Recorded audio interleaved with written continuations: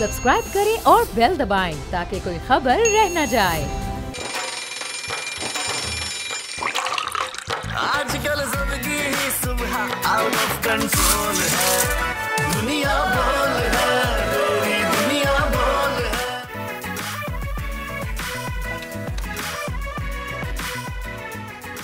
बिस्मिल्लाहिर्रहमानिर्रहीम, अस्सलाम वालेकुम and a very good morning to all of you. I hope आप सब खैरियत से होंगे, ठीक ठाक होंगे, मज़े में होंगे और कल का मैच देखने के बाद कुछ ज़्यादा मज़े में होंगे। तरह एक बार फिर से भारत को शिकस्त का सामना करना पड़ा है यकीनन, और ऐसी शिकस्त के मजा सा कुछ आ गया, दिल में बड़ी ठंडक सी आ गई, दिल गाजन हो गया।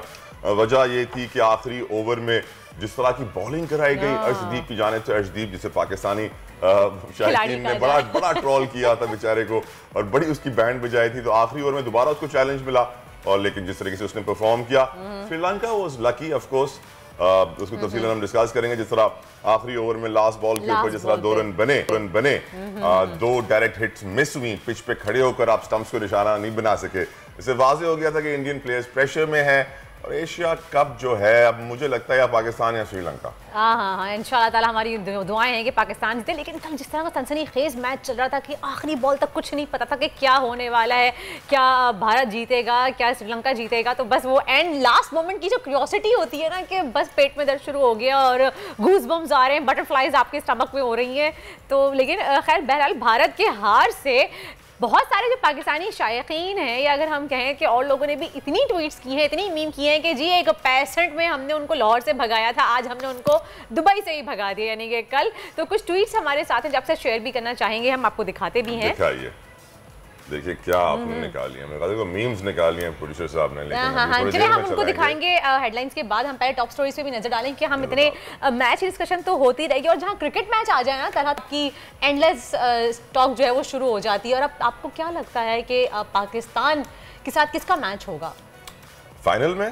Of course, as I said earlier, Sri Lanka and Pakistan are two favorites right now because India is on a losing trend. आज पाकिस्तान का मैच अफगानिस्तान से है, फिर श्रीलंका से। ऑफ कोर्स ये 2 मैचेस भी पाकिस्तान के लिए वर्दा बहुत जरूरी है।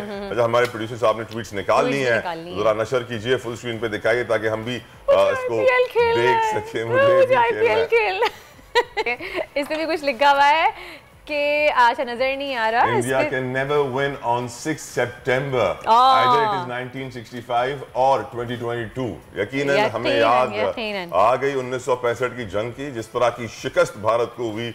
लगता यह है कि इस तारीख पे भारत जिस भी महाज पे उतरेगा शिकस्त से ही 2-4 होगा। Right. Ugly tweet. Airplane is coming. Are you ready, Team India? Mumbai airport is waiting. Okay. अच्छा, बेचारों के साथ प्रॉब्लम ये है ना वर्दा कि ये जब घर जाते हैं ना तो फिर इनके जो घर वाले हैं वो थोड़े से दिमागी तौर पर नॉर्मल नहीं है। भारतीय लोग आपको मालूम है बड़े शिद्दती हैं, एक्सट्रीमिस्ट हैं, अग्रेसिव है बहुत ज्यादा। भारतीय जनता पार्टी जैसी लीड पार्टीज हैं वहाँ पे जो लीड कर रही हैं। मुझे भी खेलना है इंडियन टीम, मुझे आईपीएल खेलना है, मुझे आईपीएल खेलना है, मुझे ये सबसे जबरदस्त मीम लगी। अच्छा एक और भी है, पाकिस्तानी फैंस आर वाचिंग, ये वाली ये देखें, पाकिस्तानी फैंस वाचिंग, आंख बंद करके लास्ट बॉल पे सबका हाल यही होगा मेरे ख्याल से। लास्ट अच्छा, अक्षय कुमार वैसे भी आपको मालूम है मोदी के बड़े चाहने वाले हैं और अब उनकी तस्वीर भी लगा दी है यहाँ पे और पाकिस्तानी फैंस इसी तरह टेढ़ी आंखों से देख रहे हैं, मुस्कुरा रहे हैं। इस इंडियन टीम के ऊपर बेसिकली मॉक कर रहे हैं वो लोग कि हाँ भाई क्या हुआ, खैरियत है, तबीयत ठीक है, खाना वाना नहीं खाया, इंजरी हो गई, कुछ मसला है तो बताओ, कोई नई ऐड आपको दिलवा दे, नया स्पॉन्सर आपको दिलवा दे, क्योंकि आपको मालूम है कि अरबों रुपए कमाते हैं इंडियन प्लेयर्स। इनका जो है वो स्टारडम बहुत ज्यादा होता है जिसकी वजह से खेलने पे तवज्जो नहीं है। मैं देख रहा था कि जो कप्तान थे रोहित, वो भी कुछ मोटे मोटे नजर आ रहे थे, आंखों के नीचे हल्के पड़ गए हैं। बाकी भी जो खिलाड़ी थे उनके डार्क सर्कल्स मुझे बहुत ज्यादा लगे, जिससे लग रहा था कि उनको रेस्ट नहीं मिल रही है, पूरी रात जाग रहे हैं। रात जाकर क्या कर रहे हैं वो तो हम सब जानते हैं कि भारतीय लोग क्या करते हैं। आपने क्या अपने डार्क सर्कल्स भी नोट कर लिए? साफियों का काम होता है वर्दा, जर्नलिस्ट यही करता है, जर्नलिस्ट सिचुएशन देखता है, उसको ऑब्जर्व करता है और फिर रिपोर्ट करता है। अब 15-20 साल अगर आप सहाफत करेंगे तो आप में भी खुसूसियात पैदा हो जाएंगी। नहीं इंशाल्लाह कि इतनी गौर से। खैर चले, अच्छी बात है। खैर हम कंटिन्यू करेंगे इस बात को, लेकिन फिलहाल नजर डालते हैं आज की बड़ी खबर। बोल को बोलने दो। पैमरा ने पाकिस्तान के सबसे बड़े चैनल को बोलने से रोका तो पूरा पाकिस्तान बोल पड़ा। सियासतदान, सहाफती तंजीमें, वकला और अवाम मैदान में आ गए। बोल की नशरियात की बहाली का मुतालिबा। 65 की जंग में भारत की शर्मनाक हार, पाक फिजाइया का कलीदी किरदार। अपने शाहीनों को खराज तहसीन पेश करने के लिए कौम आज यौम फिजाइया मना रही है। बोल न्यूज अपने शाहीनों को सलाम पेश करता है। क्रिकेट मैच हो या मैदान जंग हो, सितंबर हमेशा भारत के लिए सितमगर साबित हुआ। पाकिस्तान के बाद श्रीलंका से भी हार गए। कौमी टीम आज अफगानिस्तान को ठिकाने लगाएगी, एशिया कप के फाइनल का टिकट कटाएगी। और बॉडी बिल्डिंग की दुनिया में पाकिस्तानी वेट लिफ्टर्स की धूम। एशियन चैंपियनशिप में गोल्ड, सिल्वर और ब्रॉन्ज मेडल अपने नाम कर लिए। चैंपियन से आज आपके शो में मुलाकात भी करवाएंगे। क्या आप आजाद हैं? नहीं, इस वक्त फिलहाल हम आजाद नहीं हैं। अगर वैसे हम बोलना भी चाहें आप आजाद हैं। छोड़ें, आप बोल की बात छोड़ें, आप पहले बताएं क्या आप आजाद हैं? नहीं, हम तब भी आजाद नहीं हैं। हम आजाद मुल्क में रहते जरूर हैं, लेकिन हम आजाद नहीं हैं। हमारी सोच और जिस तरह से हम रह रहे हैं, अगर हम चाहें भी आज़ादी तरीके से रहना, तब भी हम आज़ाद नहीं हैं। तला बहुत सी ऐसी रिस्ट्रिक्शंस हैं जो इनडायरेक्टली हमारे ऊपर आती हैं और हम एक बाउंड्रीज में खिंचे हुए, चाहे हम अपनी सोसाइटी की बात करें, अपने कल्चर की बात करें, तब भी हम आज़ाद नहीं हैं। यकीनन पाकिस्तान का एक बेसिक सा रूल है, जिसकी लाठी उसकी भैंस, जो पावर में आता है अपनी चलाता है और जो उसकी नहीं सुनता है उसे कुचल डालता है। और इस बात में कोई शक व शुबा ना हो कि पाकिस्तान में अगर आपने एक अच्छी ज़िंदगी गुजारनी है, चाहे वो कारोबारी ज़िंदगी हो, नौकरी पेशा हो, सरकारी नौकरी हो, प्राइवेट नौकरी हो, तो आपको हमेशा टेढ़ा रास्ता लेना पड़ता है, उंगली को टेढ़ा करना पड़ता है। घी यहाँ पे सीधी उंगली से निकलता नहीं। और शायदली देखा यही गया है कि चाहे कोई भी हुकूमत हो, कोई भी हुक्मरान हो, कोई भी आमिर हो, पाकिस्तान में जो भी पावर में आया है उसने अपनी लाठी चलाई है और जो उसके खिलाफ था उसके ऊपर वो बरस पड़ा है। न कानून देखा जाता है, न उसूल देखे जाते हैं। शायद यही वजह है कि बहुत सारे लोग कहते हैं कि पाकिस्तान में जंगल का कानून है और इसी जंगल के कानून में इस वक्त बोल को निशाना बनाया गया है। बोल को आवाज उसकी बंद कर दी गई है कि आप नहीं अपनी आवाज उठा सकते। वजह सिर्फ यही थी कि हम सच के साथ देते हैं, हक का साथ देते हैं। और क्योंकि जो अवामी नुमाइंदे हैं, हम मीडिया काम क्या होता है वरदा, हम अवाम की नुमाइंदगी करें। अगर हम अवाम की नुमाइंदगी करते हैं तो सियासतदानों को बुरा लग जाता है, हुकूमतों को बुरा लग जाता है और फिर जो है मुश्किलात पैदा होती हैं। खैर, हम बात करेंगे, हमारे साथ मौजूद हैं पाकिस्तान तहरीक इंसाफ के रहनुमा आफ्ताब जहांगीर साहब। अस्सलाम वालेकुम आफ्ताब साहब। जी वालेकुम अस्सलाम। आफ्ताब साहब क्या हो रहा है? ये पाकिस्तान तहरीक इंसाफ की आवाज़ को हम आवाम तक पहुंचा रहे हैं तो बंद कर दिया जा रहा है। सच और हक की बात करने पे हमें बंद कर दिया जा रहा है, बोल को बोलने नहीं दे रहे।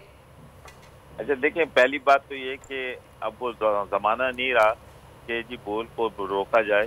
जिसने बोलना है उसने तो बोलना है और हक और सच की आवाज़ को कोई रोक नहीं सकता। इंशाल्लाह देखिए, आपने जो राह इख्तियार की वो कोई इसलिए नहीं की कि आप शायद पीटीआई के मेंबर थे या क्या था। आप जो सच था वो दिखाते थे, जो खास साहब दिल से करते थे वो दिखाते थे, जो आवाम की राय थी वो दिखाते थे। लेकिन इससे कोई फर्क नहीं पड़ता। मैं आपको हकीकत बता रहा हूँ कि बोल पहले से ज्यादा ताकतवर होकर आएगा और हक और सच की बात करेगा, बिल्कुल करे। इसलिए कि यही लोग अब देखना चाहते हैं। लोगों को अंदाजा हो गया है कि कौन सही है और कौन गलत है।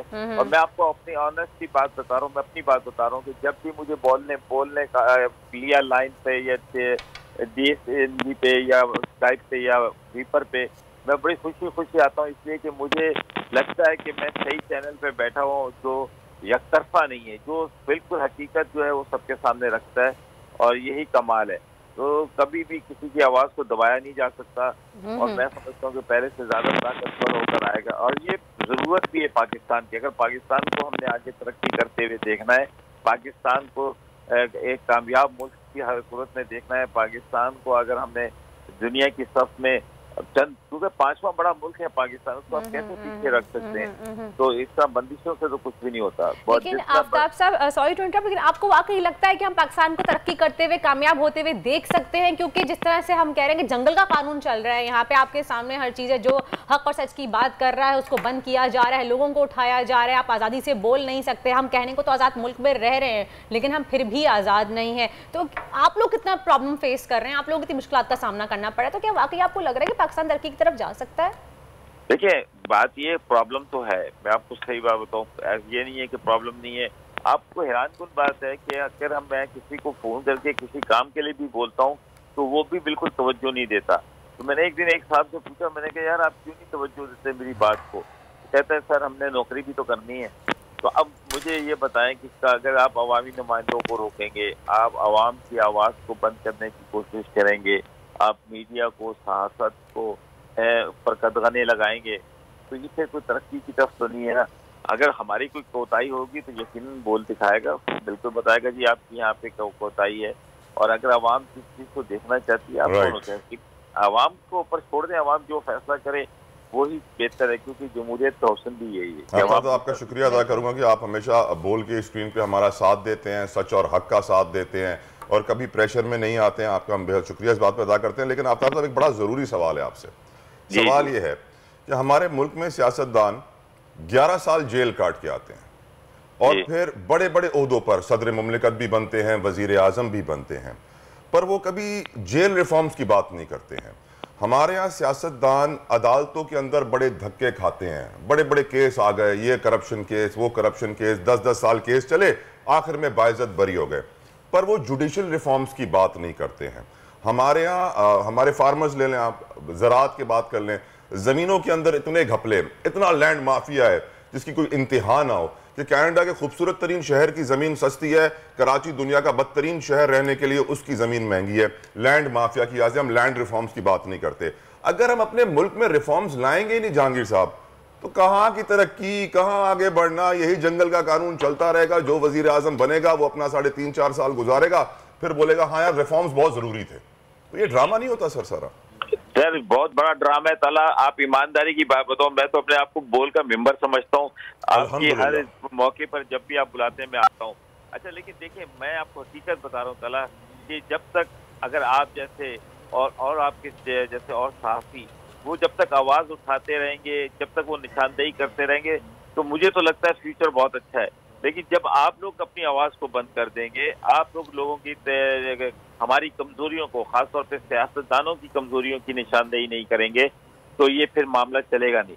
आपने बिल्कुल सही कहा, लेकिन मुझे अब ऐसा लगता है कि एक हुकूमत जब आएगी और पीटीआई की हुकूमत जब आएगी, इमरान खान साहब ने बहुत कुछ सीखा भी होगा और हम उन्हें याद भी दिलाते रहेंगे कि जी क्या क्या होता रहा है और आप जलसों में क्या बात करते थे। आप जलसों में नाम ले के कहते थे, इसी बोल के बारे में आप नाम लेते थे, समी इब्राहिम का आप नाम लेते थे, लेकिन आपकी अब हुकूमत है तो आप कदगने ना लगाएं, इसलिए कि ना आवाज़ को दबाया जा सकता है ना कुछ। और सहाफ़त का कमाल ये है, चैनल्स का कमाल ये है कि वो कमजोरियों की निशानदेही करे। जब तक निशानदेही नहीं होगी और उस पर हम अपने आप को, अपने म्यार को, अपनी चीज़ों को, अपने उसको बेहतर नहीं करेंगे, तो मुल्क आगे कैसे तरक्की करेगा। अभी आपने देखा कि ये इंग्लैंड के अंदर कितने स्मूथली जो है ट्रांजिशन हुई है। प्राइम मिनिस्टर जो अभी नई बनी उन्होंने हल्फ भी उठा लिया और बिल्कुल आवाम की राय के मुताबिक उनके जो अपने वोटर्स थे, जो उनके मेंबर्स होंगे, उन्होंने वोट दिया, जिसको ज्यादा वोट पड़े वो प्राइम मिनिस्टर बन गया। तो इसी तरह पाकिस्तान के अंदर जिसको आवाम चुनेगी, एक शफाफ इलेक्शन जब तक नहीं होता। और तला मैं ये कहता हूँ कि अगर किसी को ये लगता है कि 5 साल बहुत ज्यादा है तो कानून साजी करके उसको 4 साल की कर लें, लेकिन आवाम के पास जब तक नहीं जाएंगे, आवाम फैसला नहीं करेगी है, तो उस वक्त तक हमारा ये सूरत हाल होगी कि हम ताकतों की बल पे जब आएंगे तो फिर जो लेकर आने वाले हैं हम उनसे आगे सर झुकाएंगे, यस सर करते रहेंगे। हमारी दुआएं आफ्ताब साहब आपके साथ हैं, अल्लाह ताला आपको कामयाब करे, बड़े मनसब पे बैठाए, क्योंकि यकीनन ये वो बातें जो आप कह रहे थे कि हम ख्वाहिश करते हैं कि हमारे हुक्मरान भी ऐसी बातें करें, क्योंकि इस वक्त आवाम का बहुत बुरा हाल है। बहुत बहुत शुक्रिया आफ्ताब जहांगीर साहब हमारे साथ मौजूद है पाकिस्तान तहरीक इंसाफ के, और हाल है काफ़ी सीरियस है।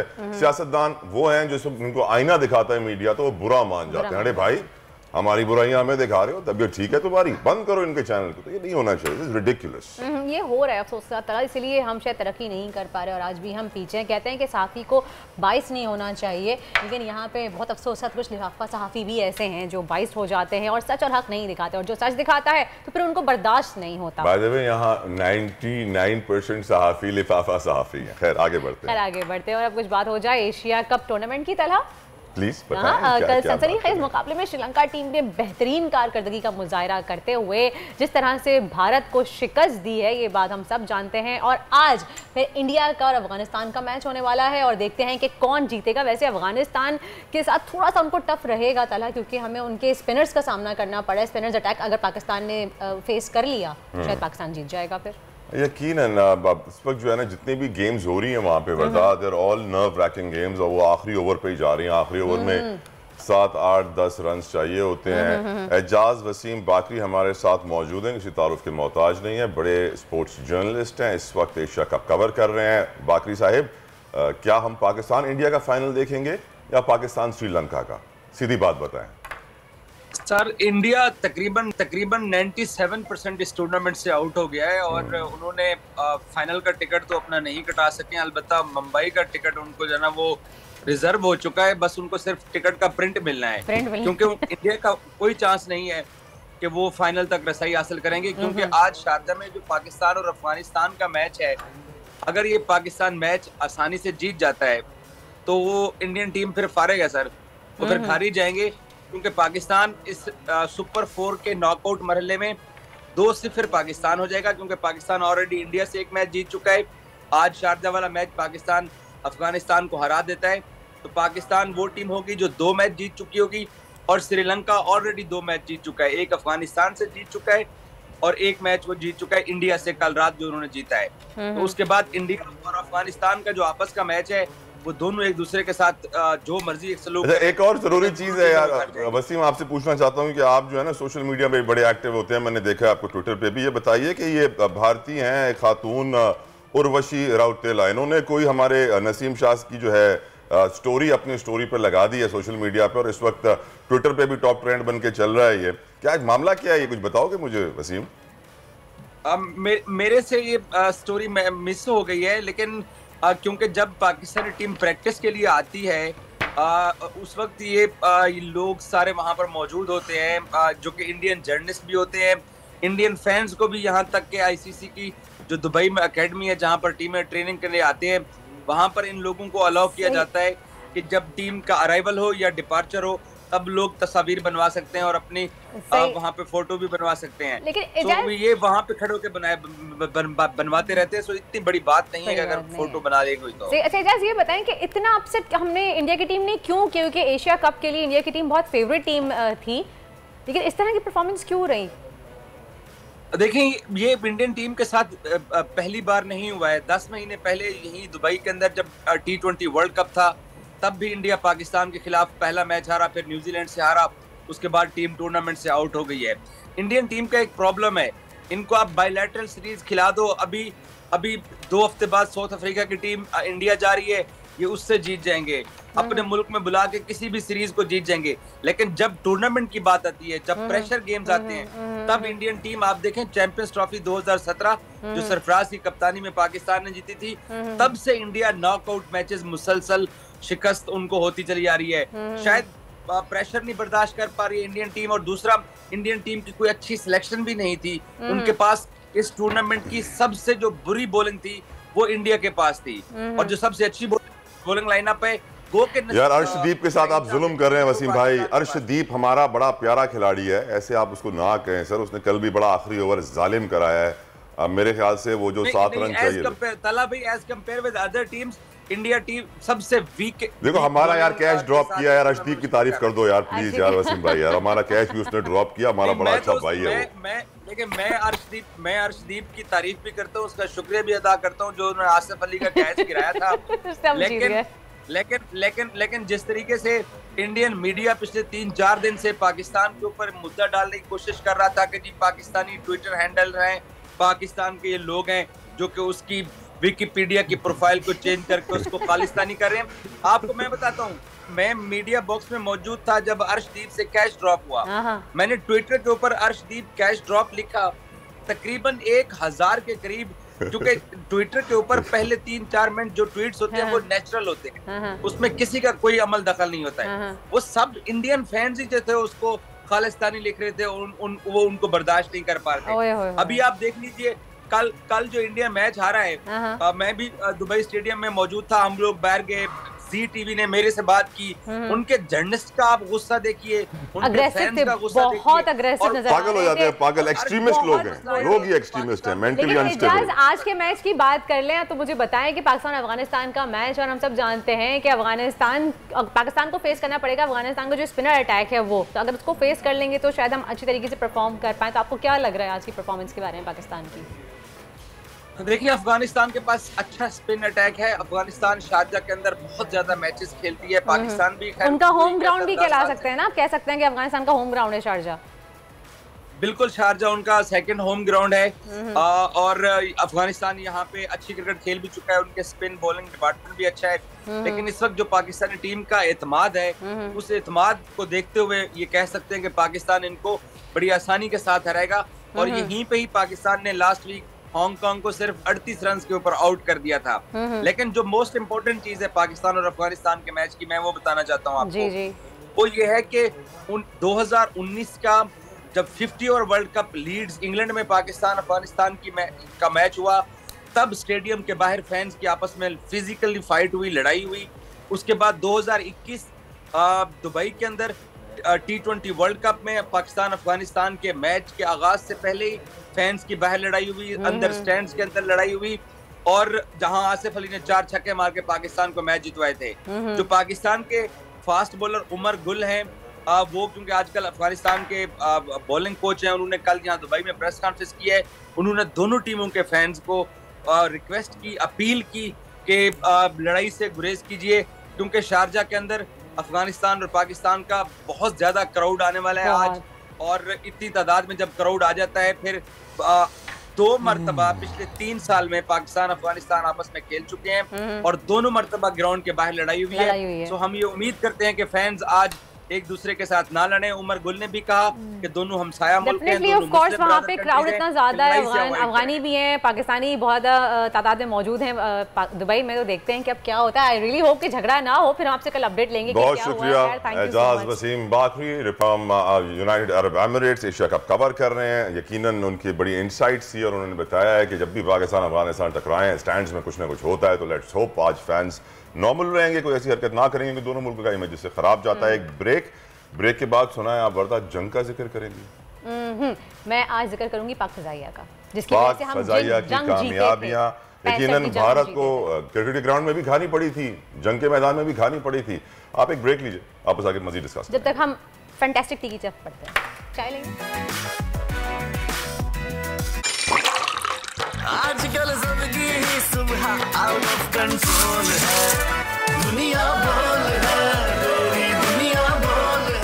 वेलकम बैक टू दुनिया बोल है। स्टूडियो में हमें बड़े प्यारे मेहमान ने ज्वाइन कर लिया है। हमें जिक्र करना है पाकिस्तान की पाक फजाइया का, जो बड़ी ताकत है हमारी। 65 की जंग की जब जिक्र करते हैं तो हम कभी भी ये बात नहीं भूल सकते कि किस तरह से पाक फजाइया ने अपने से बड़ी फौज को ऐसी धूल चटाई थी कि बुज़दिल दुश्मन खुद अपनी फौजी साथियों को छोड़कर भाग गए थे। आज पूरी कौम पाक फजाइया को खराज तहसीन पेश करती है और उन तमाम गाजियों से तजदीद वफा करती है कि जब भी वतन की सरहदों पर मामूर मुहाफिज उन्हें पुकारते हैं तो पूरी कौम लब्बैक कहते हुए उनका साथ देंगे। यकीनन पाक फजाइया का जब भी जिक्र होता है तो ऐसे सीना चौड़ा हो जाता है, बड़ी खुशी होती है कि अल्हम्दुलिल्लाह हमारे मुल्क में ऐसी फोर्सेस हैं जिनकी जितनी तारीफ की जाए कम है। और इन्हीं फोर्सेस में से एक जवान हमारे साथ तक मौजूद है, स्क्वाड्रन लीडर आफ्ताब खटक साहब ने हमें ज्वाइन किया है। खटक साहब, thank you so very much for coming, giving us your precious time. मेरा पहला सवाल, मैं हमेशा कोशिश करता हूँ थोड़ी मुश्किल सवाल से शुरू करूँ। एयरफोर्स, नेवी एंड आर्मी को जब भी कंपेयर करते हैं ना खटक साहब, तो एयरफोर्स हमेशा ज्यादा स्मार्ट होती है, एविएटर्स होते हैं, उनकी पर्सनालिटी आउटशाइन कर रही होती है। Would you agree and why is that? बिल्कुल, मैं आपके साथ एग्री करूंगा। And the founder of the nation, once he wanted to meet the Pakistan Air Force people, he said the gentlemen of the Pakistan Air Force. Yes. Wow. So since the start of Pakistan Air Force has maintained that grace in the uniform. तो ये एक तरबियत का हिस्सा है और एक आप फ़ख्र महसूस करते हैं पाकिस्तान एयर फोर्स का हिस्सा होने का और इस कौम और इस मुल्क की खिदमत करने का, वो जज्बा भी आप पे सरशार है। तो ये सारी चीज़ें मिलके आपकी वो जो प्राइड है या आपका जो फ़ख्र है वो आपको नज़र आती है। और यूनिफॉर्म पहन के वैसे भी आपका एक ग्रेस ऑटोमेटिकली आ जाता है, मुझे ऐसा पर्सनली लगता है। जी बिल्कुल, ये बचपन में भी मुझे ये लगता था कि जो यूनिफॉर्म है इसका बहुत एक ग्रेस है, अपना ही एक है। तो ये जब मैंने खुद यूनिफॉर्म पहना तो वो जो बचपन वाली फीलिंग थी वो एकदम से याद आ गई कि वो ही ग्रेस है जो आज मैं खुद महसूस कर रहा हूँ। खटक साहब, हमारी अफवाज चाहे आर्मी हो, नेवी हो, एयरफोर्स हो, हम दुनिया में नंबर 1 इसलिए कहलाते हैं कि हमारे अंदर एक जज्बा शहादत है कि हम शहीद होने को अपना जेवर समझते हैं और अपनी कामयाबी समझते हैं। लेकिन एज ए सिविलियन अब हम ये सोचते हैं कि यार हमारे जवान जो शहादत से इतना प्यार करते हैं, कैसा जज्बा होता है, व्हाट आर द फीलिंग्स? क्योंकि जाहिर बात है हमारे में नहीं है सर, ये हम लोग सोचते हैं कि आप लोग के अंदर कि हमें मुल्क के लिए अपनी जान कुर्बान करनी है और फिर ही हमारी जिंदगी असल कामयाब होगी और असल जिंदगी उस वक्त शुरू होगी। ये जज्बा कैसा होता है खटक साहब? इसमें मैं सिर्फ ये कहना चाहता हूँ कि जब आप फ़ौज में आते हैं तो ये जज्बा अपने साथ लेके आते हैं और फ़ौज आपकी तरबियत में इस जज्बे को मज़ीद पॉलिश करके आपके शख्सियत में निखार लेके आती है। और ये ऐसा जज्बा है जिसको शायद लफ्ज़ों में बयान नहीं किया जा सकता, लेकिन हर सिपाही, हर फौजी, हर जांबाज, हर हवाबाज में ये जज्बा जो है ना वो कूट कूट के भरा होता है। अगली बार फैंटास्टिक टी कप पे ला रहे हैं जब भी मौका देंगे। जब भी मौका देंगे। अच्छा आफ्ताब साहब, अगर हम 65 की जंग की बात करें तो ठीक है आर्मी लड़ रही थी, सब कुछ था, लेकिन जो हम कहेंगे कि असल जीत जो हुई थी वो पाक फ़िज़ाइया की तरफ से ही हुई थी। जिस तरह से उन्होंने ऊपर से आके अटैक किया, उन्हीं की वजह से बहुत जल्द हम लोग 65 की जंग जीत गए। तो उसके बारे में आप क्या कहेंगे? इसमें मैं ये कहना चाहता हूँ कि जब उन्होंने अटैक किया सितंबर में रात की तारीकी में, तो हमारा एक इमीडिएट रिस्पांस किया और सबसे पहले हलवाड़ा पे अटैक हुआ था, जिसमें काफ़ी सारे उनके जो जहाज़ थे वो ज़मीन पे ही गिरा दिए गए थे, ज़मीन पे ही उनको तबाह कर दिया गया था। इसके साथ जो हमारी जो पहला दस्ता था फ्लाइट लेफ्टिनेंट इम्तियाज़ भट्टी, वो लेटर बिकेम एयर कोमोडोर, उन्होंने और सरफराज रफ़ीकी जो एक नाम है पूरी कौम उनको जानती है, इन्होंने वो पहले 4 जहाज़ गिराए थे, जिसकी वजह से दुश्मन का मोराल काफ़ी डाउन हो गया था। उन्होंने अपने वैम्पायर जो 100 से ज़्यादा वैम्पायर जहाज़ थे वो पहले ही दिन ग्राउंड कर दिए थे, जिसकी वजह से हमारे जो हौसले थे, हमारे जो जाबाज थे, जो हवाबाज थे, उनके हौसले मज़ीद बुलंद हुए। तो ये एक पेशावराना महारत और दिलेरी और बहादुरी की जो दास्तान हम सुनते हैं 1965 की, यहीं से उसकी शुरुआत हुई और ये चलती गई। और ये आज भी वही जज्बा है, वही हुब्बुल वतनी का जज्बा है, जज्बा शहादत है, जो हम सब सिपाहियों में, हम सब फ़ौजियों में, हम सब पाक एयरफोर्स के जवानों में मौजूद है। और यही जज्बा लेते हुए आप देखेंगे कि इसी जज्बे के तहत आज जो ये हमारे ऊपर सानिया आया हुआ है सैलाब का, और सैलाब मुतासरीन की इमदाद के लिए भी हम उसी जज्बे से लड़ रहे हैं। तो हमारा ये जज्बा ख़त्म नहीं होता, चाहे वो मैदान जंग हो या अमन की सूरत में कोई ऐसा सानहा हो, कुदरती सानहा हो, ये जज्बा जो है ये रहता है। और ये आपको लड़ने के लिए, 24 घंटे काम करने के लिए एक कुव्वत जो है ना वो दरकार होती है, और इससे आपको वो तक़वियत मिलती रहती है। सही, यकीनन। लेकिन ये तो बताएं खटक साहब के what is the secret recipe? हमारे पायलट्स दुनिया में नंबर 1 कैसे हैं? कुछ आप लोग का या तो आटा अलग है या तो कुछ खास खा रहे हैं आप लोग, कोई कुछ स्पेशल आपने शेफ रखे हुए हैं? वो जो तरबियत मिलती है, वो रिसालपुर की जो तरबियत है, वो सीक्रेट इंग्रेडिएंट है।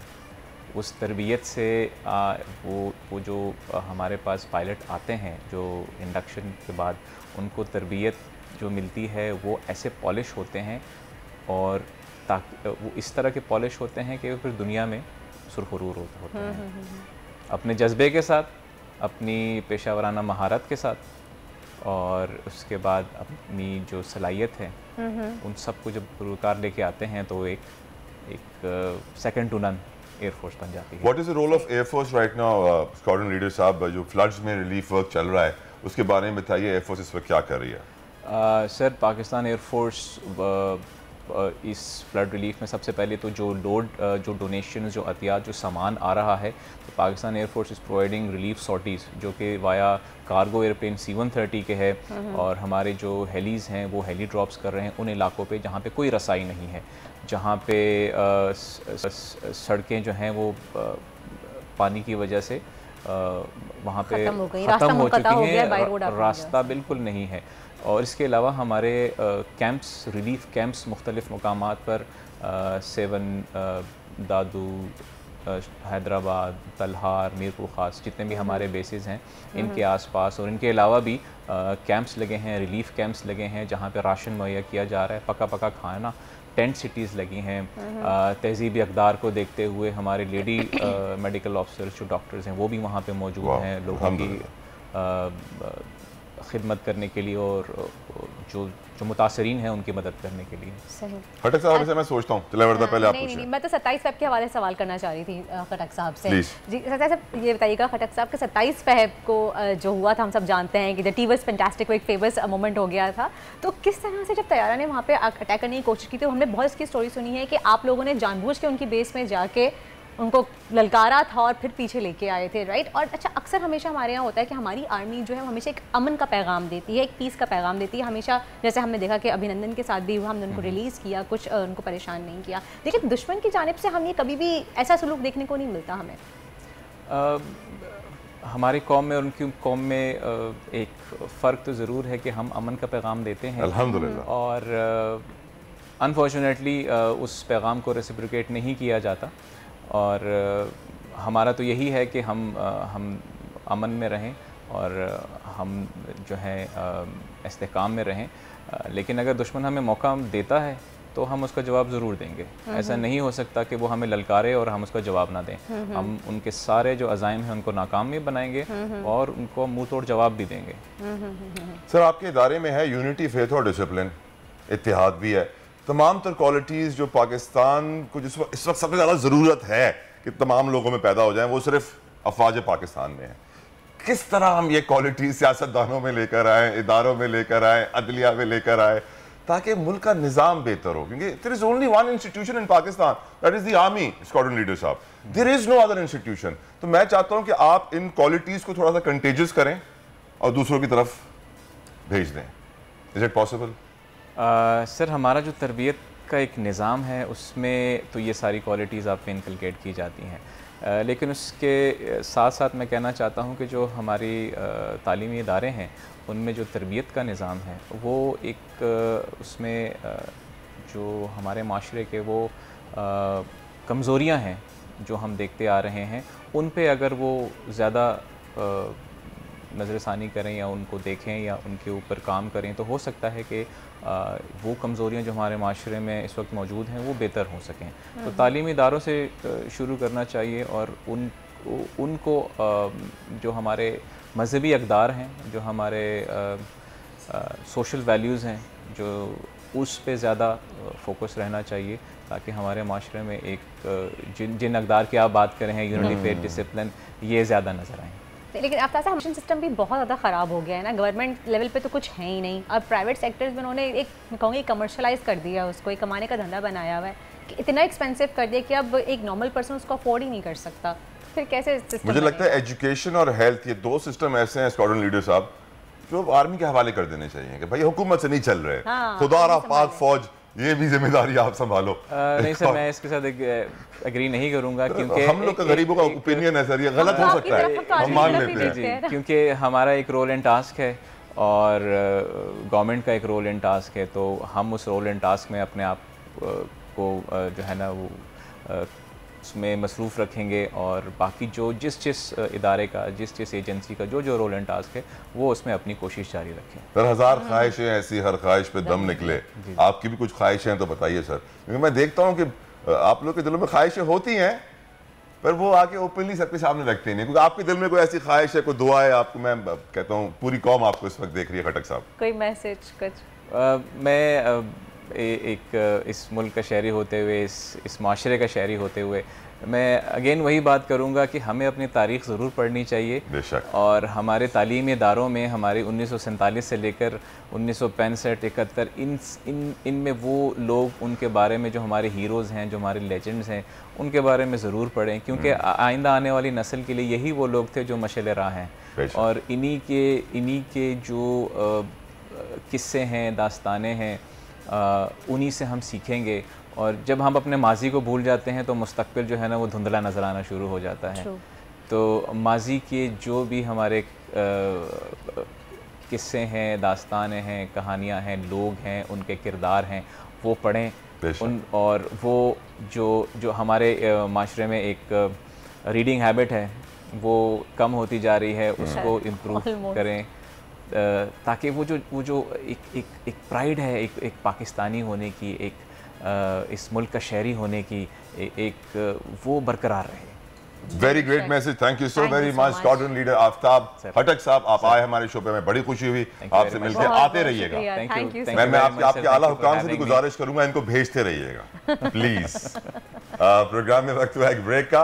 ब्रेक के बाद आपको बताएंगे कि इस वक्त सिंध में सैलाब मुतासरीन किस हाल में है। हमारे साथ रहिए।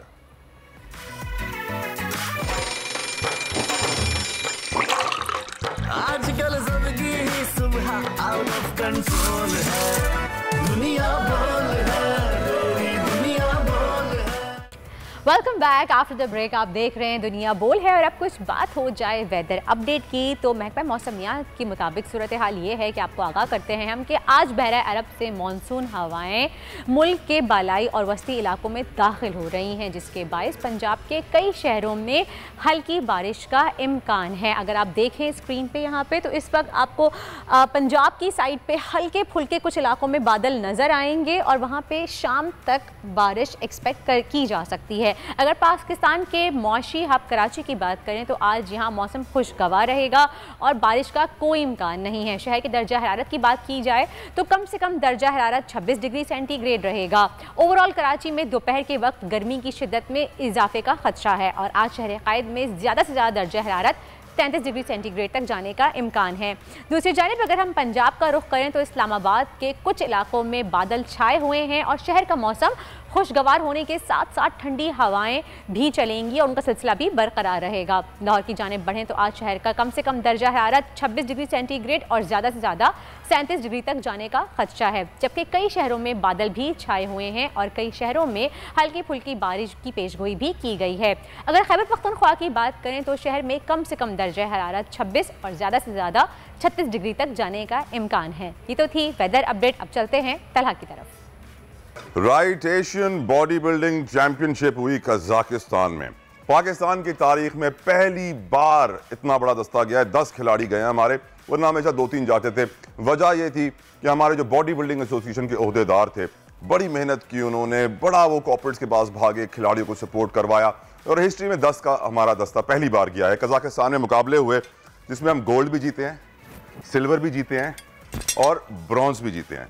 तो मुझे लग रहा है कि आज मैं ये तीनों मेडल जीत के आया हूँ, लेकिन हकीकत ये है कि नहीं, मैं नहीं जीत के आया हूँ। जो जीत के आए हैं वो मेरे साथ स्टूडियो में मौजूद है। वेलकम करूंगा मैं आप तीनों को दुनिया बोल है में। तारिक जफर साहब, बहुत बहुत मुबारक हो, कामयाब दौरा आपने किया कजाकिस्तान का। मैं आपके साथ वादा करके गया था कि इंशाल्लाह हमारे लड़के मेडल जीतेंगे। ये हमारे, मैं जीत गया मेडल्स, ये तीनों मेरे पास आ गए हैं। यू डिजर्व दिस, आपकी जीत है।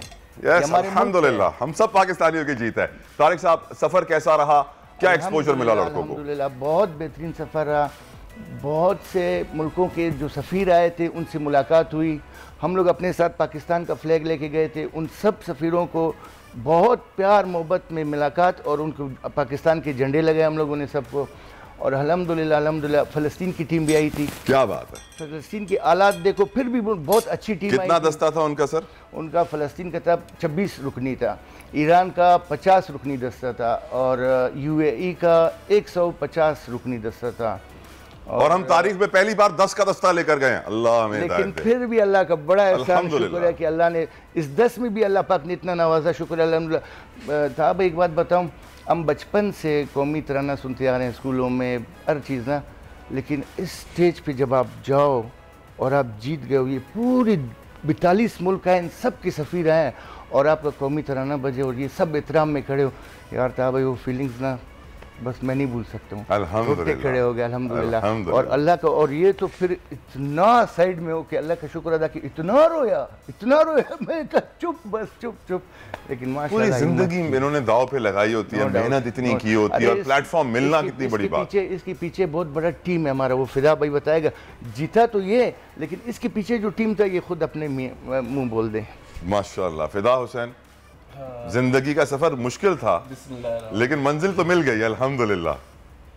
इसके पीछे तो जैसे तो मेरे उस्ताद है तारिक भाई और ख़ासकर तारिक परवेज़ भाई और शहबाज साहब जो मेरे वापडा के प्रेसिडेंट है, कोच हैं, और उनका भी काफ़ी सपोर्ट था मुझे। ये वापडा की प्लेयर है बेसिकली वापडा से ही मैं जो ना खेलता हूँ। तो ख़ासकर मैं अपने स्कूल वालों को भी, जैसे मैं बिकन में जॉब करता हूँ, तो मैडम बुशरा का भी मैं बहुत शुक्रगुजार हूँ, उन्होंने मुझे काफ़ी सपोर्ट किया है। हम भी शुक्रगुजार हैं उनके, उन्होंने आपको सपोर्ट किया अल्हम्दुलिल्लाह। जैसे तारिक परवेज़ हो गए, तारिक ज़फ़र हो गए, आमिरुल्लाह हो गए, ये मेरे कोचेज़ हैं और मेरे प्रेसिडेंट हैं। टीम वर्क है। इन्होंने बहुत अच्छा प्लान बनाया मेरा, ट्रेनिंग का, डाइट का, काफ़ी सपोर्ट की मुझे हर लिहाज से, तरीके से। वहाँ पे कंपटीशन हुए, वहाँ पे स्टेज पे ले जाने के लिए, ठीक है, वहाँ रूम में बहुत मोटिवेट किया, बार बार मुझे पोजिंग करवाया, ताकि पोजिंग इसलिए करवाया ताकि आपकी प्रैक्टिस हो, वहाँ पे आपको थकावट फील ना हो। 2 सवाल, आप पहली बार प्रो कार्ड भी पाकिस्तान लेकर आए और सुना है वहाँ पर आपको कुछ ऑफर्स? एलीट प्रो कार्ड पहली बार लेकर आए, और मैंने सुना है वहां पर आपको फिदा भाई को ऑफर भी हुई थी कि छोड़ो पाकिस्तान, हमारे मुल्क आ जाओ, जरा उसके बारे में बताओ। मुझे तो लास्ट टाइम भी ऑफर हुई थी, इंडिया वालों ने भी ऑफर की थी, कतर वालों ने भी ऑफर की थी, बट मैं नहीं गया। इस दफ़ा मुझे 2-3 दफ़ा प्रपोज हुए, यूही और अपना कजाकिस्तान और दुबई, इन्होंने मुझे प्रपोज किया था। तारिक भाई भी खड़े हुए थे वहाँ पे। ये वालों ने क्यों नहीं गए फिदा भाई? आप दुबई इतने अच्छे अच्छे मुल्क हैं, यहाँ चले जाते कर देंगे, ये करेंगे, वो करेंगे। इसने बोला नहीं, मैं अपने मुल्क के लिए, मैं अपने मुल्क के नाम, अपने मुल्क। काश कि इस मुल्क को एहसास हो कि ये कितना बड़ा असासा है हमारे पास फिदा हुसैन, और इसने कितनी बड़ी कुर्बानी इस मुल्क के लिए दी है। इससे पहले जो है ना, पाकिस्तान में एलीट प्रो नहीं है। ये एलीट प्रो क्या है, मैं थोड़ा सा प्लीज बताइए। अभी ये लड़का है, ये पाकिस्तान लेवल तक खेला, एशिया लेवल, इससे ऊपर ये नहीं खेल सकते जब तक ये अपना लोहा नहीं बनाए, ये एलीट प्रो नहीं ले। अभी इसको वो चाबी मिल गई है कि यूनिवर्स भी खेल सकता है। और संतोषा जो प्रेसिडेंट है उसके IBB के, उसने जब इसके साथ मुलाकात की, हाथ मिलाया और उसको बोला I want to see you in Olympia stage. इंशाअल्लाह। अच्छा, ओलंपिया क्या है? ये जितने भी वर्ल्ड यूनिवर्स जीते हैं, इनके 2 साल 1 साल बाद फिर एक होता है वर्ल्ड ओलंपिया, एक मुकाबला होता है, सबका निचोड़। तो उसकी नज़र बहुत गहरी नज़र है, उसने अपनी पूरी ज़िंदगी बॉडी बिल्डिंग में दी। उस जैसे आदमी ने इसका हाथ पकड़ा रखा और जब तक नहीं छोड़ा कि जब तक इसने बोला yes I will do it, तो ये दूर नहीं है ओलंपिया जीतने में भी इंशाल्लाह। और मज़े की बात ये है कि जहाँ तक जब मैं पहुँचा हूँ तो इसके पीछे खासकर इकबाल भाई का भी हाथ है, इकबाल राजपूत, अनीब राजपूत, सॉरी, क्योंकि जब ये इन्होंने मुझे तकरीबन 15 से 20 साल तक मेरा डाइट का ख्याल रखा। मेरे दोस्त भी हैं, उन्होंने इसीलिए मेरा ख्याल रखा ताकि मैं इस फील्ड से दूर ना जाऊं, इस फील्ड को रोक के रखूं। आज शायद आफरीदी मुझे मिला है तो बदौलत इकबाल भाई की बदौलत मिला है मुझे। क्या बात है, क्योंकि उन्होंने मुझे कंट्रोल रखा है, मेरी बॉडी मेंटेन रखा, उन्होंने मेरा डाइट का ख्याल रखा उन्होंने। तो आज मैं शायद आफरीदी साहब का भी शुक्रगुजार हूँ, खासकर उसका फाउंडेशन का। उन्होंने मुझे एक बड़ी सपोर्ट की, उस सपोर्ट से मैंने रिलैक्स होके और अपने कंपटीशन की तैयारी की, और आज उसकी बदौलत, शायद आफरीदी की बदौलत, ये टाइटल में जीत कर आया हूँ। माशाल्लाह, अल्लाह ताला इन तमाम लोगों को खुश रखे जिन्होंने आपको सपोर्ट किया, एसोसिएशन को खुश रखे। अच्छा, एक और नौजवान है जो खामोश बैठा है। अच्छा, क्या है कि भाई मेरे प्रोड्यूसर साहब जो है ना, पिछली बार हमारे साथ तारिक भाई के साथ सभी खान तरीन साहब आए थे, उनकी हमने शर्ट उतरवाई थी। सारे प्रोड्यूसर और पैनल पे जितने भी लोग बैठे हैं बड़े खुश हुए थे बॉडी देखकर। आपकी बॉडी मैं दिखवाना चाहता हूँ, लेकिन क्योंकि आपको फिर माइक उतारना पड़ेगा, तकलीफ होगी। पहले बताइए एक्सपीरियंस कैसा था, कितना मजा आया? बहुत मजा। क्या सीखा, क्या देखा? बस बड़ी बड़े बिल्डर हमने देखे, बहुत कुछ सीखा देखने को। फर्स्ट टाइम गए थे हम, जहाज में भी फर्स्ट टाइम बैठे हैं, सारा सब चीज सब नया, बहुत मजा एंजॉय किया। कोई एक याद ऐसी शेयर करो कि यार ये कभी नहीं भूलूंगा मैं। हाँ, ये बिल्कुल। कजाकिस्तान में ऐसा क्या हुआ? आ रहा था, मेरे को बड़ा दुख हो रहा था, मैंने कहा मैं इसको आपसे छोड़ के आ रहा हूँ इस जगह को। दिल नहीं चाह रहा था? दिल नहीं चाह रहा था, बहुत सुकून था वहाँ पे। अल्लाह अकबर, अल्लाह ताला ऐसा सुकून आपके लिए पैदा करे। अब देखें, आप पोस्ट कर दें एक दफा ना, माइक उतारें, शर्ट भी उतारें, ताकि हमारे जो पैनल पे प्रोड्यूसर साहब, अच्छा एक मेडल जो है ना, हम 4 मेडल्स लाए थे, चौथा वहां पे रह गया, अभी हम पहना दें या उनको? नहीं, ये आपके अच्छा, मैंने तो 4 रख लिए ना। खैर है, 2-4 दिन पहनूंगा, दिल को बहलाऊंगा और फिर आपको वापस दे दूंगा। अब भाई जो बॉडी दिखाने वाले हैं आपको ना, ये कोई आम बॉडी नहीं है, ये कहते हैं ना कि लाखों बॉडीज में से एक बॉडी है। एक क्लास था एशिया का, जिसमें तकरीबन 26 लड़के थे एक क्लास में, एक ही क्लास था, उसमें सेकंड हुआ। माशाल्लाह माशाल्लाह। इस वक्त चेस्ट पोज कर रहे हैं, माशाल्लाह, अल्लाह अकबर। इस लड़के के बारे में कुछ बताइए तारिक साहब, हमें इनके करियर के बारे में, इनके तकलीफों के बारे में, मुश्किलात कहाँ से ये पहुंचे यहाँ तक? काम है ये उसका टाल का काम करते हैं, लकड़ारे के, उन्हीं जो लकड़ी काटते हैं। जी जी। पूरा दिन इसकी मेहनत का सख्त टफ, वेरी टफ लाइफ, और शाम में फिर ट्रेनिंग करते हैं। और सोच इसका वन मोर टाइम, उनका दिल नहीं भरा है, वो कह रहे हैं एक बार और फ्रंट। माशाल्लाह, यकीनन बड़ी मेहनत है, बड़े सालों की मेहनत है। खुद सुन लें कि क्या करते हैं और कैसे। मुझे बताओ भाई, आप पहले इनको माइक लगाना होगा, आप बताइए तारिक भाई, जब तक मैं बताया आपको कि टाल पे ये काम करते हैं। ये बड़े बड़े जो ब्लॉक्स होते हैं लकड़ी के, ये काटते हैं। पूरा दिन मेहनत का काम है, 10-12 घंटे ये काम करते हैं। उधर से थक हार के फिर अपना एक्सरसाइज करते हैं, शौक भी इसको ज़्यादा है। फिर मैं देखता हूँ भाई, जिस लड़के में पोटेंशियल होती है ना जी, फिर उसके लिए मैं हर तरीके से तैयार हूँ। एक टाइम में एक आतिफ अनवर हमारा है, जीता हुआ है अर्नाट क्लासिक जी, तो मुझे बोला, वो 2 टाइम जॉब करता था, मुझे बोला तारिक भाई आप मुझे रात को 2 बजे ट्रेनिंग करवा सकते हो? मैंने कहा यार 2 बजे क्यों नहीं करवाऊंगा, यू डिजर्व। तो जो अगर बच्चे डिजर्विंग हो, फिर हर तरीके से हम मदद करते हैं उनका। आप नहीं करेंगे तो कौन करेगा तारिक भाई? अल्लाह मददगार है, हम सबका अल्लाह मददगार है। अल्हम्दुलिल्लाह। और इस पूरे मामले में बिल्कुल हम सोच भी नहीं सकते थे कि टीम जाएगी, अल्लाह हमारे मददगार हो गए। तहा भाई हमारे एक दोस्त है, 4 मेडल्स आ गए आपके पास, एलीट प्रो कार्ड आ गया, फिदा हुसैन को माशाल्लाह सब इंटरनेशनल रिकॉग्निशन मिल गई है। लड़के हमारे कोई सबी खान का 5th पोजीशन आया, अल्हम्दुलिल्लाह। एशिया के स्टेज पे टॉप 10 आना भी बहुत बड़ी बात है, बहुत बड़ी बात है। सबी खान 5th आया, दूसरा लड़का हमारा कौन से वो सिल्वर, वो ब्रॉन्ज हुआ, एक और भी वो है। बहरहाल अल्लाह ने बहुत इज्जत रखी, अल्लाह ने बहुत इज्जत दी। नेक्स्ट टारगेट्स क्या हैं तारिक साहब? मजीद ऐसे मेडल्स मुझे चाहिए, कैसे मिलेंगे? नेक्स्ट वर्ल्ड का है, और हमारे कोच पुरजोश हैं वर्ल्ड के लिए। इन लड़कों को दोबारा हम तैयार करें और वर्ल्ड के लिए ले जाएं। और खुशी की बात ये है कि कल ही मुझे इकबाल अनीब राजपूत मुझे कैश अवार्ड दिए उन्होंने, माशाल्लाह, तकरीबन 5.5 लाख रुपए मुझे माशाल्लाह। अल्लाह ताला उनके कारोबार में, उनकी जिंदगी में मजीद बेहतरी लाए, बरकतें लाए। अभी मुलाकात है हमारी चीफ सेक्रेटरी साहब के पास जी, उन्होंने भी बहुत अच्छा, मुझे जहाँ तक प्रेस कॉन्फ्रेंस याद है आपकी, मुझे ये याद है मैंने वो प्रेस कॉन्फ्रेंस अटेंड की थी जब आप लोग रवाना हो रहे थे, तो चीफ सेक्रेटरी सिंध ने उस प्रेस कॉन्फ्रेंस में आपने बताया था कि 35 लाख रुपए की इमदाद का ऐलान किया था। मिली नहीं मिली? मिल गए अल्हम्दुलिल्लाह। I am so grateful to Rajput साहब। नेक्स्ट के लिए हम प्लान कर रहे हैं, जैसे कैलेंडर चल रहे हैं मुकाबलों के, अभी इंशाल्लाह ताला मुझे उम्मीद है कि चीफ सेक्रेटरी साहब को भी अंदाजा हो गया कि पहले टीम सिर्फ कागजों में जाती थी, अभी ऑन ग्राउंड। आखिरी सवाल, एक आखिरी सवाल जरूरी बात करना चाहता हूं, सबसे जरूरी बात आखिर में कर रहा हूं। पाकिस्तान स्पोर्ट्स बोर्ड को होश आया, आंखें खुली, या फिर वही पार्टीबाजी चल रही है? उनका रवैया महनी है। बातचीत में कल नहीं परसों में लाहौर जाएंगे, इस्लामाबाद जाएंगे। तारिक परवेज मेरे president Pakistan body building federation, वो भी साथ है। उम्मीद है कि मिसाल हो जाएगा मामला।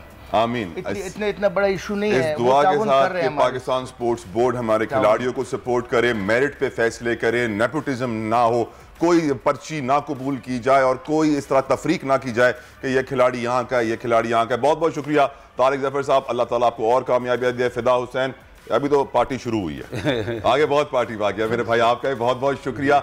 माशाल्लाह, इंशाल्लाह मुझे यकीन है कि आप अगली बार एलीट प्रो कार्ड जरूर लेकर आएंगे अपने साथ। तमाम इन बॉडी बिल्डर्स का मैं शुक्रिया अदा करता हूं जो आए और इतने सारे मेडल्स पाकिस्तान के लिए लेकर आए, और पाकिस्तान जिंदाबाद, और पाकिस्तान का सब्ज हिलाली परचम कजाकिस्तान में लहराया। इट्स अ ग्रेट थिंग, हम सबको आप पे फख्र है।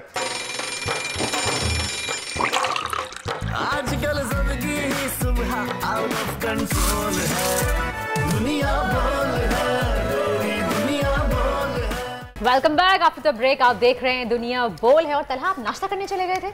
कोशिश कर रहा था, मिला नहीं, क्योंकि कैमरामैन से जो ना सब कुछ खत्म कर दिया था, लेकिन फिर भी खुशबू सूंघ के आ गया। लेकिन इस वक्त एक प्रॉब्लम है वर्दा, सैलाब ने जो है ना मुल्क में तमाम तर जो हमारे फार्मर्स थे, किसान थे, उनको बड़ा परेशान किया हुआ है, क्योंकि उनकी तमाम तर फसलें तबाह हो गई हैं, जानवर पानी में बह गए हैं।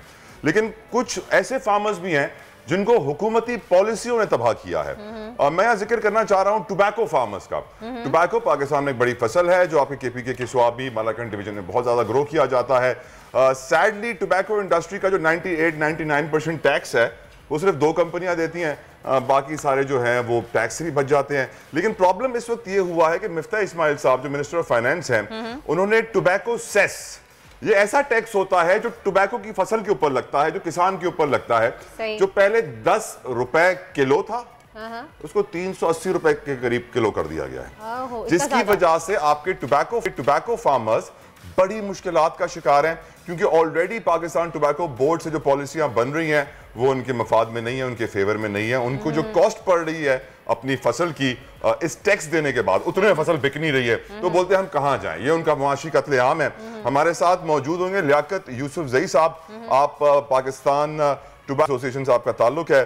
मैं वेलकम करूंगा, लियाकत साहब ने हमें ज्वाइन कर लिया, तो बताइएगा लियाकत साहब इस वक्त क्या सूरत हाल है, किस तरह आप इस से मुकाबला कर रहे हैं इस टैक्स से, क्योंकि कहाँ 10 रुपए, कहाँ ये 300-400 रुपए का टोबैको सेस लगा दिया गया है।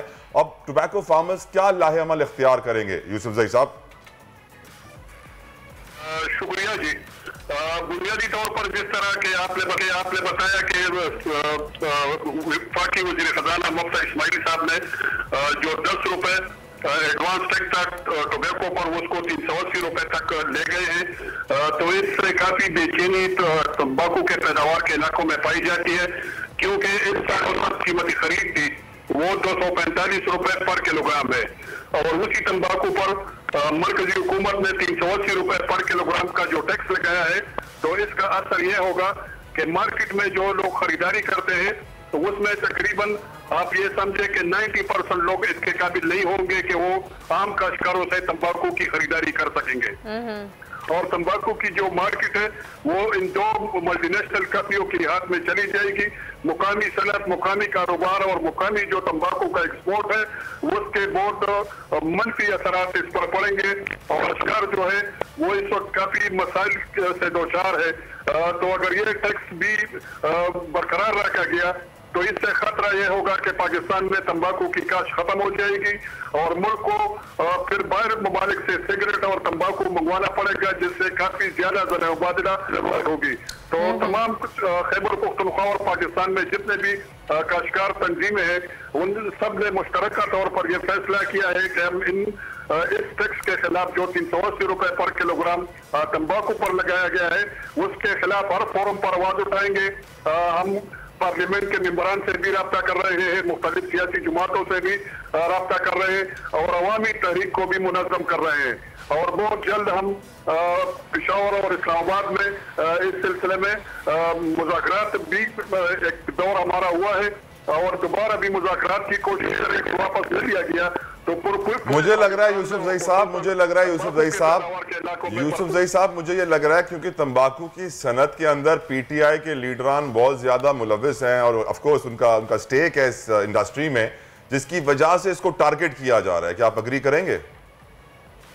बुनियादी तौर पर तंबाकू की सनत या तंबाकू के कारोबार से तमाम सियासी जमातों के स्टेक से मुख्तलिफ लोग जो है वो तंबाकू के कारोबार से इन्वॉल्व है और उसमें हर पॉलिटिकल पार्टी के लोग शामिल है, और हमारा ख्याल यह है कि हमें इन चीजों की सजा न दी जाए, क्योंकि हम काश्तकार हैं और हम पाकिस्तान में जो तंबाकू तैयार करते हैं वो इंतहाई कीमती फसल है और उसको न चढ़ा जाए। बहुत बहुत शुक्रिया लियाकत यूसुफजई साहब हमारे साथ मौजूद है टोबैको ग्रोअर्स एसोसिएशन से। उन्होंने कहा है कि तंबाकू के काश्तकार का कत्लेआम बंद किया जाए। सैलाब ने बाकी मुल्क के किसानों को तबाह किया हुआ है और गवर्नमेंट पॉलिसीज ने जो बच गए हैं उनको तबाह कर रहे हैं। तो मैं उम्मीद करता हूं कि हुकूमती पॉलिसी मेकर्स फिर से अपनी पॉलिसीज चेक करेंगे।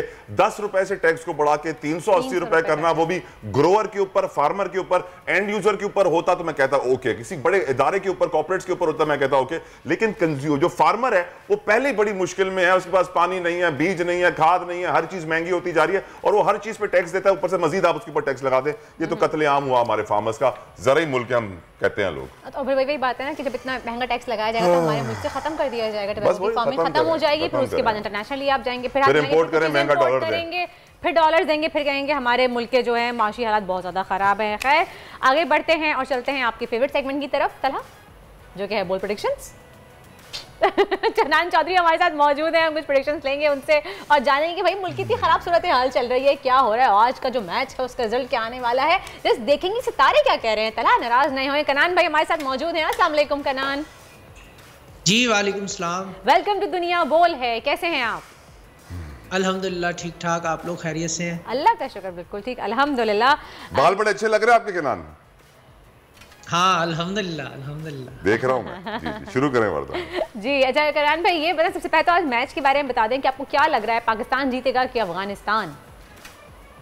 इंशाल्लाह पाकिस्तान जीतेगा। और आपको याद है मैंने लास्ट मैच के बाद आपको कहा था कि इंशाल्लाह अभी पाकिस्तान जो है, जब पहला मैच पाकिस्तान इंडिया से आ रहा था तब मैंने आपको कहा था कि इंशाल्लाह आगे पाकिस्तान के लकी नंबर्स जो हैं वो फेवर में नज़र आ रहे हैं, तो इंशाल्लाह पाकिस्तान आगे जाएगा। मुझे अब भी उम्मीद है इंशाल्लाह पाकिस्तान जो है वो ग्रेजुअली यहाँ से आगे बढ़ेगा और फाइनल में देखेंगे इंशाल्लाह हम पाकिस्तान को। इंशाल्लाह पाकिस्तान में देखेंगे हम फाइनल्स में पाकिस्तान को। लेकिन फाइनल्स में क्या रिजल्ट रहेगा, अभी कुछ आप कर सकते हैं प्रेडिक्शन या नहीं? सितारे कुछ बता रहे हैं?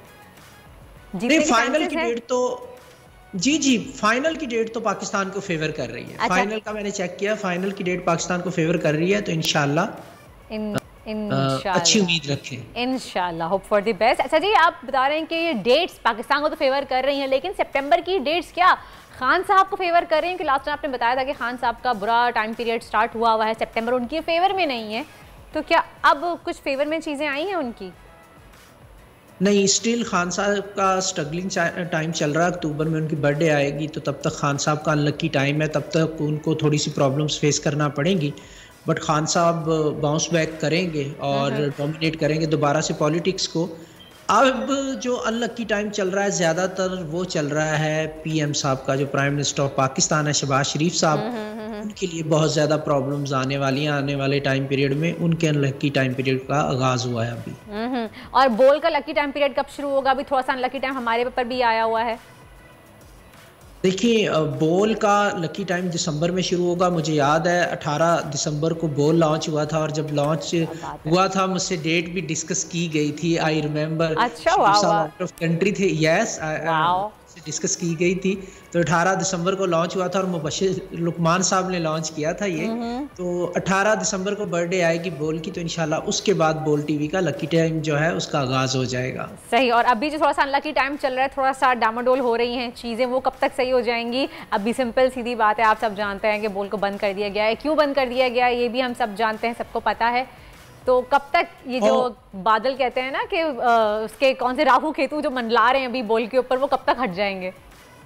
इंशाल्लाह अक्टूबर में हट जाएंगे। 24 सितंबर के बाद अक्टूबर का आगाज़ हो जाता है एस्ट्रोलॉजिकली, तो 24 सितंबर के बाद इंशाल्लाह चीज़ें फेवरेबल हो जाएंगी। लेकिन मैं आपको एक बात बताऊं, बोल गेन करेगा इस चीज़ से, नुकसान नहीं होगा, नुकसान से ज़्यादा बेनिफिट हो जाएगा बोल को।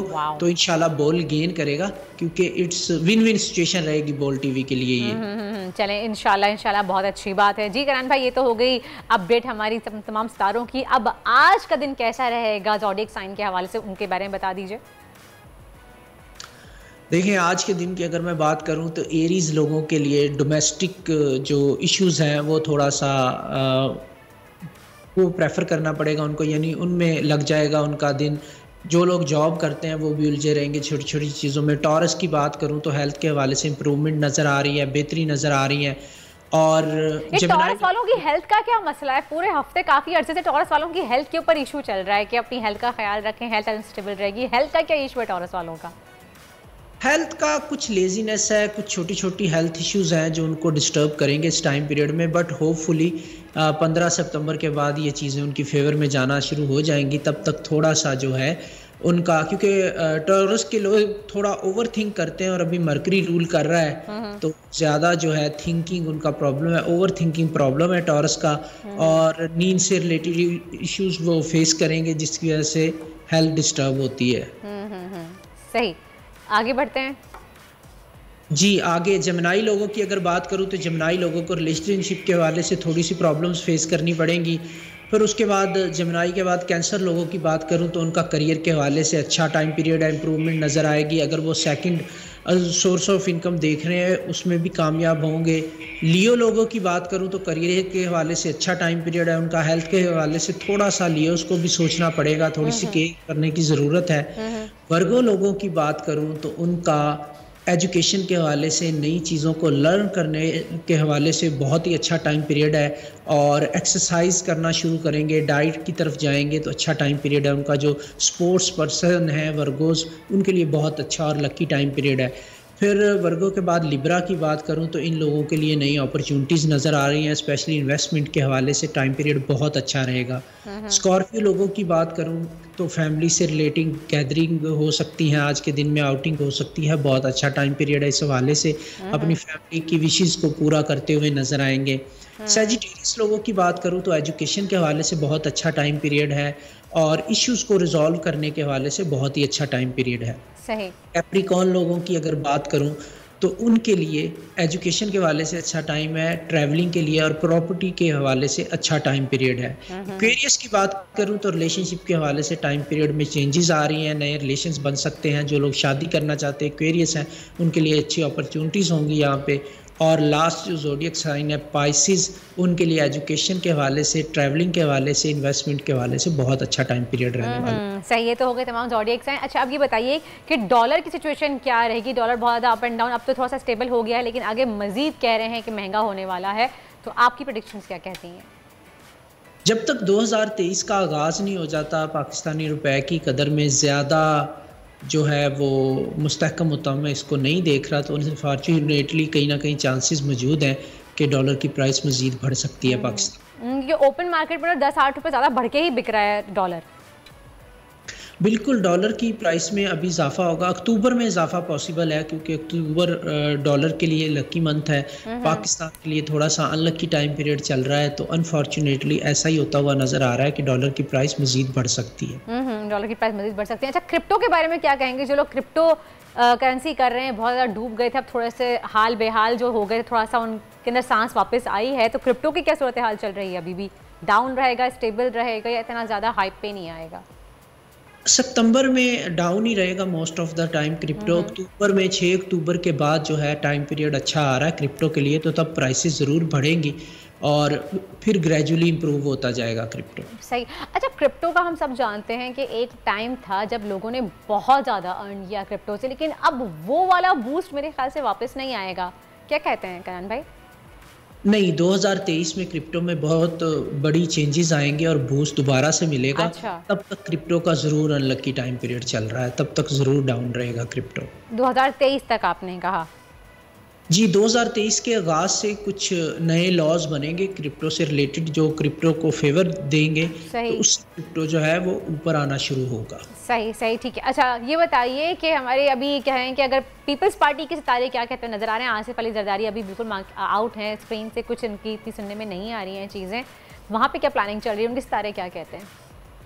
आपको मैंने जून 2022 में ये प्रेडिक्शन दी थी कि सितंबर में आसिफ अली जरदारी साहब और बिलावल भुट्टो जरदारी साहब आपको अलग नज़र आएंगे, अलहदा ट्रैक पे नज़र आएंगे। तो टाइम पीरियड शुरू हो चुका है, तो अभी आप देखेंगी कि ग्रेजुअली आहिस्ता आहिस्ता हमें नज़र आएगा कि इनके इख्तलाफात भी सामने आएंगे। और स्पेशली अभी बिलावल साहब की तो बर्थडे आने वाली है ना 21 सितंबर को, तो 21 सितंबर के बाद बिलावल साहब खुल के सामने आएंगे, शहबाज शरीफ साहब के, और इख्तलाफात बढ़ते हुए हमें दिखेंगे भी और नज़र भी आएंगे बयानात की सूरत में। पीपल्स पार्टी अपनी अलग से स्ट्रेटजी बनाती हुई हमें नज़र आएगी सितंबर 2022 के एंड से ऑनवर्ड। ओह, सितंबर 2022 के एंड से। अच्छा, और एक ये भी सुनने में आ रहा है कि नून और शीन आमने सामने होने वाले हैं, आमने सामने हो जाएंगे। कुछ हमने ऐसे बयानात भी देखे हैं उनकी इजलास के दौरान कि कुछ एक दूसरे के अगेंस्ट कुछ सुनने में आ रहा है, तो क्या ये भी तवक्का है कि नून और शीन आमने सामने आएंगे?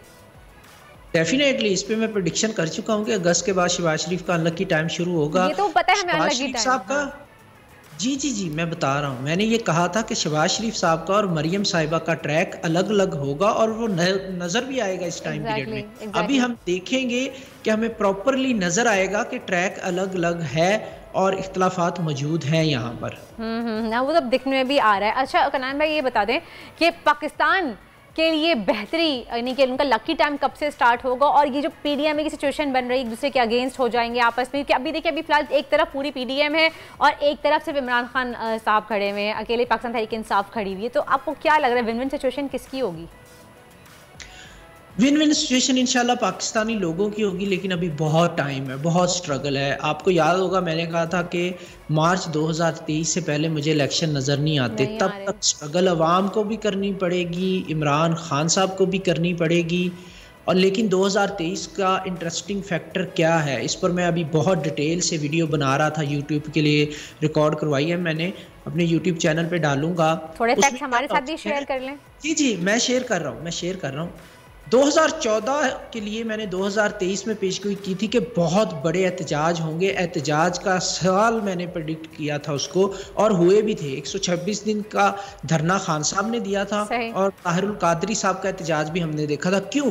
क्योंकि 2014 को जमा करने से 2 जमा 0 जमा 1 जमा 4 अदद 7 बन रहा था। अभी 2023 को अगर हम जमा करें, जो आने वाला साल है, 2 जमा 0 जमा 2 जमा 3 अदद फिर से 7 बनेगा। 7 का अदद पाकिस्तान के लिए क्या वैल्यू रखता है, एक नज़र देखें। 14 अगस्त 1947 को जमा करें, अदद टोटल करने से 7 बनता है। कैद आज़म साहब जिन्होंने पाकिस्तान बनाया वो 25 दिसंबर को पैदा हुए थे। 2 और 5 को जमा करने से अदद 7 बनता था।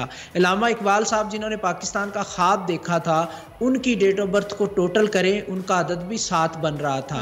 2023 का अदद ना सिर्फ 7 बन रहा है, बल्कि तहरीक इंसाफ जो है उसकी बुनियाद 25 को रखी गई, उसका अदद 7 बन रहा है। 7 का अदद खान साहब के लिए लकी उनको फेवर कर रहा है। एक मज़ीद इंटरेस्टिंग फैक्टर आपके साथ शेयर करता हूँ। 2023 के 14 अगस्त को पाकिस्तान 77 ईयर्स कंप्लीट करेगा। 7 का अदद 2 बार आ रहा है 77 में, उसको जमा करने से 5 का अदद आ रहा है 14 का, जो कि पाकिस्तान की बर्थडे है 14 अगस्त। तो ये है पाकिस्तान की तब्दीली का साल, ये है पाकिस्तान की तब्दीली का टाइम, ये है पाकिस्तान की चेंजेस का टाइम। बट इसमें बहुत स्ट्रगल है टिल 14 अगस्त 2023, तब तक स्ट्रगल होगी। लेकिन अभी आप इंटरेस्टिंग चीज़ ये देखें कि 14 अगस्त 2022 से पाकिस्तान अपने 77 ईयर की तरफ बढ़ना शुरू हुआ है। तो इससे चीज़ें शुरू हो गई हैं, आवाम का रिएक्शन नज़र आ रहा है, आवाम जो है वो मोबिलाइज होती हुई हमें नज़र आ रही है अपने हक के लिए। तो इंशाल्लाह बेहतरी आएगी। 23 का जैसे ही आगाज़ होगा चीज़ें बेहतर होना शुरू होंगी, चेंजेस के हवाले से, इकॉनमी के हवाले से नहीं, चेंजेस यानी कि नया पाकिस्तान देखने को मिलेगा हमें इंशाल्लाह इंशाल्लाह इंशाल्लाह। चलें सही, बहुत बहुत शुक्रिया। कनान चौधरी हमारे साथ मौजूद थे, उन्होंने काफ़ी अच्छी प्रेडिक्शंस की और काफ़ी डिटेल प्रेडिक्शन के बारे में कि किस तरह से 7 का अदद पाकिस्तान के लिए शुरू से ही लकी साबित हुआ है। अगर हम हिस्ट्री चेक करें और जो उन्होंने वीडियो बना के डालेगी यूट्यूब पे वो भी आप देख सकते हैं। और आने वाला साल अगर उसको हम कैलकुलेट करें तो उसका अदद भी 7 होता है और इमरान खान साहब का लकी नंबर भी 7 है। तो ये 7 का जो एक हिस्सा है ये पाकिस्तान के लिए बहुत लकी साबित हो रहा है। हमारी दुआएँ हैं कि अल्लाह ताला जो भी करे हमारे मुल्क की बेहतरी के लिए करे और अल्लाह करे हमारे मुल्क में अमन ऐसे ही कायम रहे और इसकी मईशत में भी थोड़ा सा अल्लाह ताला हम पर रहम फरमाए, आमीन सुम आमीन। और इसी के साथ ही आज के शो का वक्त होता है ख़त्म। फिर मिलेंगे आपसे कल सुबह 9 बजे। Till then take good care of yourself. अल्लाह हाफ़िज़। आजकल ज़िंदगी ही सुबह आउट ऑफ कंट्रोल है, दुनिया बोल है, तेरी दुनिया बोल है। सब्सक्राइब करें और बेल दबाएं ताकि कोई खबर रह न जाए।